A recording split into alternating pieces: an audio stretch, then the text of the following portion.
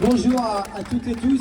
Alors, vous dire que nous sommes évidemment venus vous soutenir, tout comme nous étions préalablement place des Invalides avec la Confédération paysanne, avec les CIVAM pour soutenir aussi l'agriculture biologique qui en a particulièrement besoin. Et les deux sujets sont liés. Alors ça se passe à deux endroits, mais nous en circulant de l'un à l'autre, on voulait vous dire que pour nous c'est le même sujet. Il ne peut pas y avoir de transformation de l'agriculture sans ambition pour l'enseignement agricole. Et depuis des années, il n'y a pas cette ambition. Depuis cette année, on est dans la gestion. Et ce qui vient d'être décidé avec vos fiches de service, si je comprends bien et que je résume, c'est travailler plus pour gagner moins.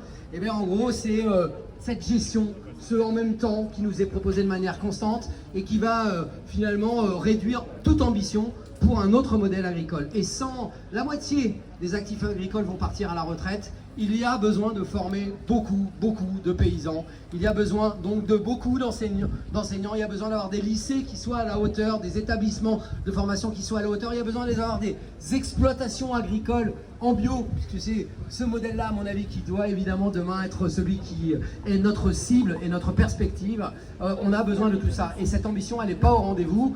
Dans le budget 2024, rien ne bouge pour l'enseignement agricole, mais par ailleurs, dans ce qui est fait à côté, on est en train de vous mettre, vous, encore plus sous l'été noir, de réduire vos capacités à faire correctement votre métier en confondant le face-à-face avec les élèves, avec d'autres activités qu'on vous demande toujours plus, pour toujours moins. Et donc je voulais vous dire, avec Jean-Claude, et je lui donne le micro, qui est un de mes collègues, qui est du côté de la Loire-Atlantique, tout notre soutien dans le mouvement qui est le vôtre.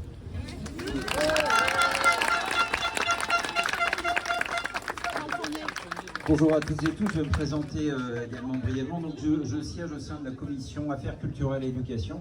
Donc c'est vrai qu'on voit malheureusement le lent mais sûr démantèlement de l'enseignement public depuis quelques années. Alors moi j'étais aussi jusqu'à il y a peu de temps enseignant en lycée professionnel.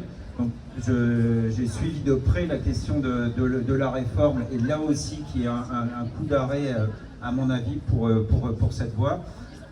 Donc ça c'est pour l'Assemblée nationale et ma circonscription donc en Loire-Atlantique est la plus rurale. C'est aussi là qu'est née la première école d'agriculture à Nozay pour ceux qui connaissent.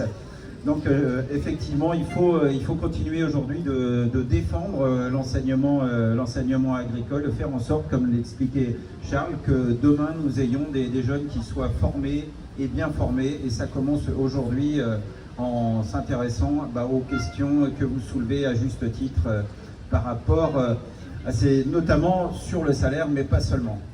Voilà, donc bon courage dans vos combats, on restera avec vous.